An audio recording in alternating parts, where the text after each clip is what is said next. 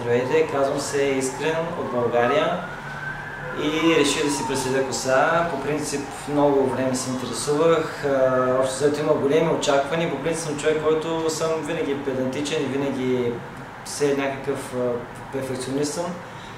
И в интерес на истина винаги очакванията ми не се получават как аз съм го очаквал, обаче тук в тази клиника очакванията ми бяха надминати. Наистина не очаква такъв професионализъм, толкова хубаво отношение и толкова хубава клиника. И искам да благодаря най-вече на доктор Демир, на неговия екип от интересни истината млади момчета, много способни, много опит имат.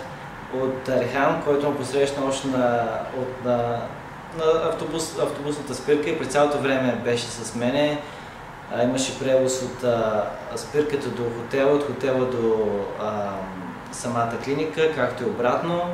И общо за всеки един момент, когато съм питал нещо, пък аз питам много пъти, винаги с очил се, с усмивка са ми отговаряли и общо взето няма нещо, което да не знам. Всичко знам.